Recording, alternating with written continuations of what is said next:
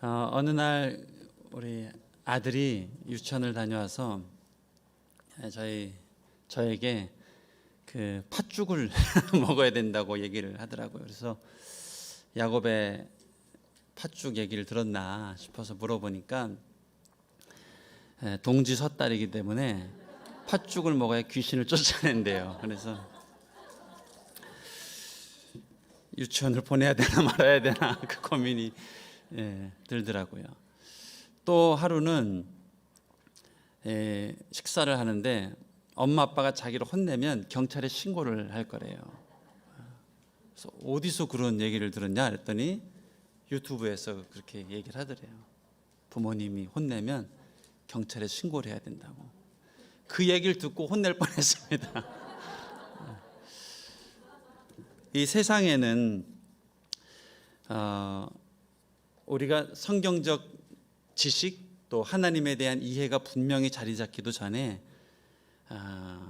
성경을 벗어나고 위배되는 가르침들이 빠른 속도로 우리 생각과 우리 마음을 침투해오는 것 같아요. 걷잡을 수 없이 침투해오는 것 같습니다. 전통적인 가치관을 흔들 뿐만 아니라 하나님의 십자가 사랑에 담겨있는 우리 인생을 향한 하나님의 사랑을 오해하고 하고 또 왜곡하게 하고 또 하나님의 사랑에 대해서 불신하게 하는 어떤 세상의 풍조와 가치관들이 아주 빠른 속도로 우리 삶을 침투하고 넘어뜨리는 것 같습니다. 그래서 우리가 우리의 자녀들을 보면서 참 하나님의 십자가 사랑 안에서 이 자녀들이 굳건히 커야 될 텐데 라고 염려하는 것처럼 오늘 하나님께서도 우리 인생을 향해서 그런 염려를 가지고 계십니다. 어떻게 해야 우리 자녀들이 이 주님의 십자가 사랑 안에서 이 세상에 넉넉히 승리할 수 있을까? 그래서 하나님께서 오늘 우리에게 권면해 주시는 말씀이 12장 2절 말씀입니다. 여러분은 이 세대를 본받지 말고 마음을 새롭게 함으로 변화를 받아서 하나님의 선하고 기뻐하고 온전하신 뜻을 분별해야 합니다. 그러니 하나님의 뜻을 분별할 수 있는 인생에 대한 승리를 하는데 어떻게 해야 하나님의 뜻을 분별하는가? 먼저 선행돼야 될 것은 이 세대의 가르침, 풍조를 본받지 말라. 이 세대의 가르침 가운데 있는 십자가를 벗어나고 십자가를 위배하는 이 세상의 가르침들을 본받지 말아라. 그래서 마음을 새롭게 해야 하나님의 뜻을 깨달을 수 있다. 이 세상의 가르침 가운데 있으면 십자가를 알려줘도 정죄와 비난으로 듣게 되고 또 다른 율법과 죽음으로 듣게 된다는 것이죠. 그래서 이 세대를 본받으면 안 된다. 어려서 이 대통령들의 전기를 들으면서 저는 어려서부터 보아왔던 이 케네디 대통령의 전기는 참 멋있고 유능하고 또 아주 탁월한 대통령으로 이해를 했던 것 같습니다. 그러나 억울하게 안타깝게 피살되어서 그 청운의 꿈을 펼치지 못한 그런 대통령으로 이해했던 것 같습니다. 그런데 성경을 배우고 또 신앙적 가르침을 배우고 또 어떻게 이 미국 하나님 청교도 신앙이 심겨져 있는 미국이 쇠퇴와 영적 타락의 길을 걷게 됐는가? 그 역사를 살펴보니 그 중심에 당시의 히피 문화와 이 케네디 대통령의 어떤 정책들이 있었던 것들을 보게 됐어요. 미국의 반기독교적인 문화와 제도들이 급속도로 펼쳐진 것이 바로 그때였고 또 학교에서 주기도문을 폐지시키고 유년주일학교 성경교육을 못하게 한 것도 바로 그때였죠. 물론 그 대통령 한 사람의 잘못은 아니겠죠. 그 시대의 문화와 누가 그 흐름을 역행하고 또 그것을 막을 수 있겠습니까? 그러나 하나님의 사람들은 적어도 하나님이 주신 이 마음을 새롭게 해서 하나님의 뜻이 무엇이고 또 하나님의 마음이 무엇이고 우리를 살리고 새롭게 하는 길이 무엇인지를 분별할 수 있어야 된다는 거죠.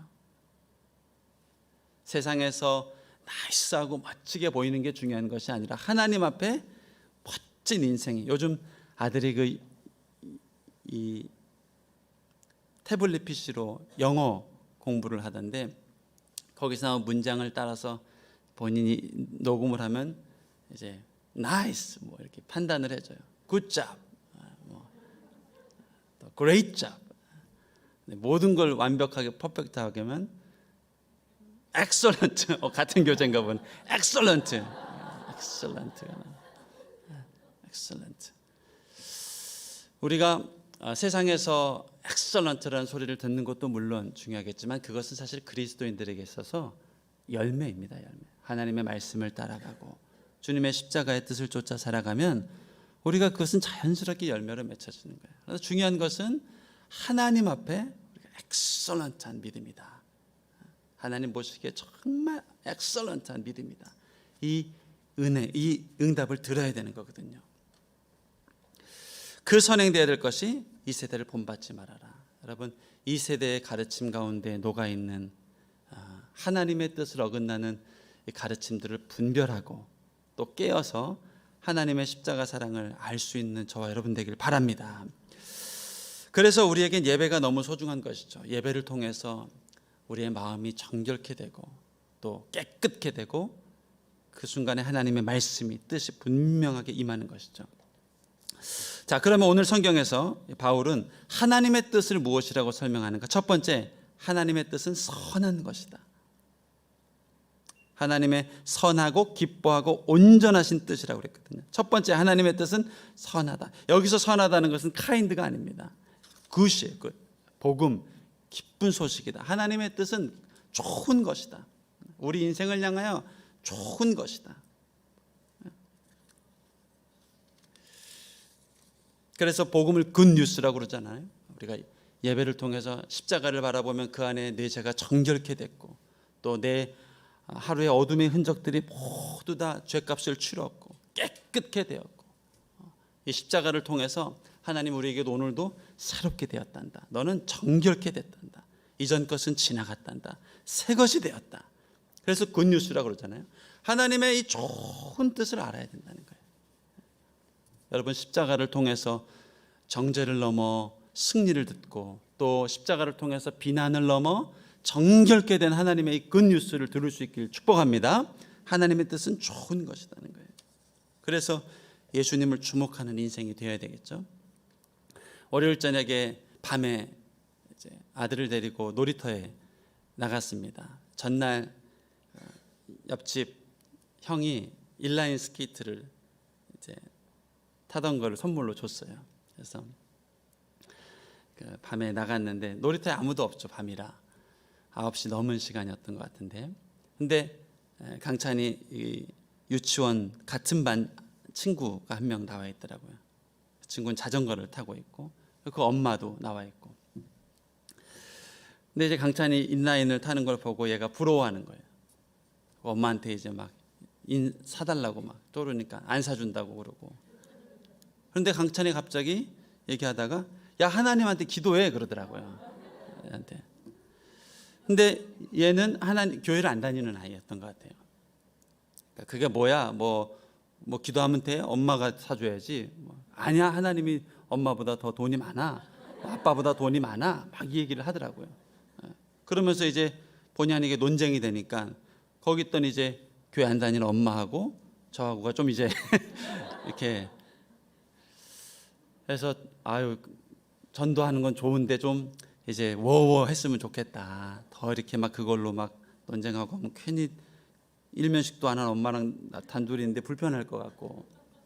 그런데 강찬이 갑자기 저를 딱 끌어들이더니 아빠 하면서 하나님이 엄마보다 더 나이도 많고 높고 크고 그렇잖아 그러는 거예요. 그래서 제가 믿음을 가지고 그럼까지는 얘기했어요. 그럼. 근데 이제 엄마가 또 어떻게 이해할까? 교회 다닌다고 또 이렇게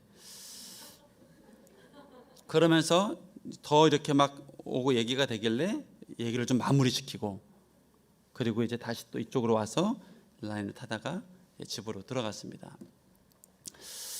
근데 엘리베이터를 딱 눌렀는데 제가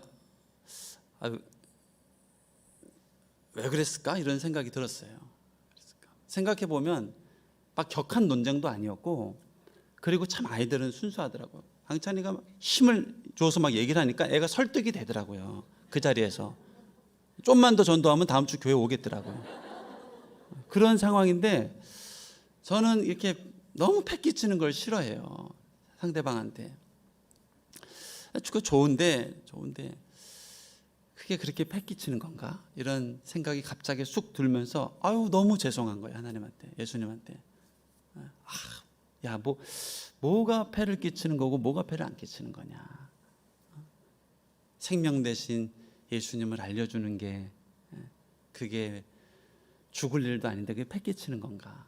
이 기회 아니면은 아들을 통해서 교훈을 얻고 그 순간에 갑자기 이렇게 하나님한테 울컥하면서 죄송하더라고요. 아유 하나님, 내가 뭔가 잘못 생각한 것 같습니다. 아침에도 기도했고 또 이렇게 예배했고, 근데 그냥 순식간에 이렇게 그냥 분별력 없이 내가 말하고 움직이게 되네요. 참 너무 감사한 건 좋으신 주님이 그 순간에 그것을 기쁘게 연락하시고, 저희 집이 2층입니다. 그 짧은 시간 올라오면서 마음의 가정을 하는데 집 문 열고 들어갈 때 하나님 사랑합니다. 하나님 너무 사랑합니다. 또 주님의 이 사랑과 저기로 마음이 아주 새롭게 되더라고요.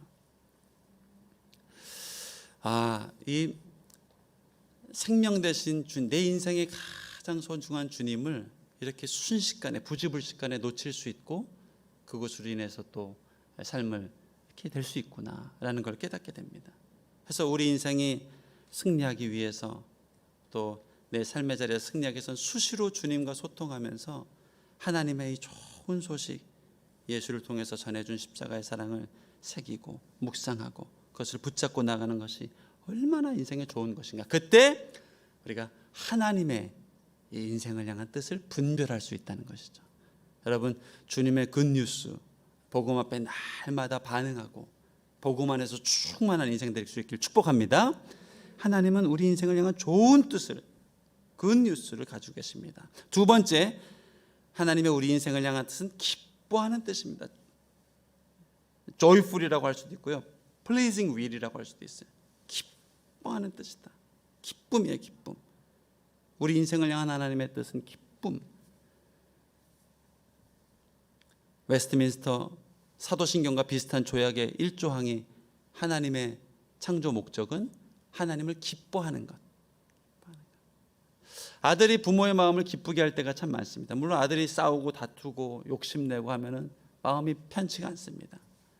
근데 아들이 착한 일을 하고 베풀고 또 어려운 친구를 도와준다? 마음이 기쁩니다. 근데 그보다 더 기쁜 뜻이 있어요. 또 아들이 이 집에 와서 막 눈을 자면서 차에서 내려와서 왔는데도 양치카치카 해야 된다고 막 눈을 뜨면서 이거 얘기를 하면 그것도 물론 참 착하구나, 기쁩니다. 그러나 그것이 아주 더 기쁜 게 있어요. 또 아들이 아침에 일어나자마자 어제 못한 영어 공부를 하겠다고 혼자 태블릿을 켜고 하면 물론 그것도 기쁩니다. 왜 안 기쁘겠습니까? 그러나 그보다 더 기쁜 게 있어요. 그것은 아들이 부모로 인해서 기뻐하고 또 어쩔 때는 너무 부모님이 좋으면 일어나자마자 와서 아빠 볼에 딱 뽀뽀를 해요. 그 부모로 인해서 기뻐하고 즐거워하는 모습을 볼 때 부모의 모습은 가장 기쁘고 만족스러운 거예요. 하나님이 우리를 보실 때도 그렇다는 거죠. 우리가 세상에서 악하게 살면 하나님 마음이 아프십니다. 그러나 하나님이 정해주신 규례를 잘 지키며 살면 하나님 기쁘십니다. 좋아하십니다. 율법을 잘 지키며 살아도 좋아하십니다. 그러나 하나님이 가장 기뻐하는 것은 하나님으로 인해서 기뻐하고 주님의 십자가 사랑으로 인해서 감사하고 거기서 힘을 얻고 주님이 내 인생의 최고십니다. 주님이 내 인생을 이렇게 정결케 하셨습니다. 그 십자가로 인해서 감사하고 찬양합니다. 주님밖에 없습니다. 주님밖에 내 인생을 새롭게 할 분이 없습니다 라고 기뻐하면 이것이 하나님의 가장 기뻐하는 뜻이라는 거예요. 우리 인생을 향한 하나님의 뜻은 우리가 기뻐하는 거예요. 하나님 기뻐하는, pleasing will. 주님 안에서 즐거워할 때. 세 번째, 하나님의 우리 인생을 향한 뜻은 무엇인가? 온전하신 뜻이에요. 완벽한 뜻이에요. 흠이 없는 뜻이에요. 하나님의 우리 인생을 향한 계획과 섭리는 흠이 없다. 우리 인생의 모든 과정을 향한 하나님의 섭리와 계획에는 흠이 없다는 거예요. 요셉의 인생을 보십시오. 얼마나 많은 어둠이 그 인생에 흠을 주려 했습니까? 부모로부터 사랑을 받은 것을 가지고 흠을 주려 했고, 또 형들의 미움을 받아서 그 인생에 상처를 주려 했고, 요셉이 국무총리가 됐을 때는 이제 제2의 복수, 피의 복수가 시작되는 순간이에요. 이런 모양 저런 모양. 그런데 하나님이 그 인생을 향한 계획은 완벽했어요. 그것마저도 모든 이스라엘을 구원할 하나님의 뜻으로 이루시잖아요. 이 사람의 계획과 열심은 아무리 좋은 선한 뜻을 가지고 있어도 이 흠이 있고 반드시 AS를 필요로 합니다. 청년부에서 순장님들을 격려하는데, 축복하는데, 이 출석 잘한 순장님들을 학기 말에 축복해주고 또 선물을 줍니다.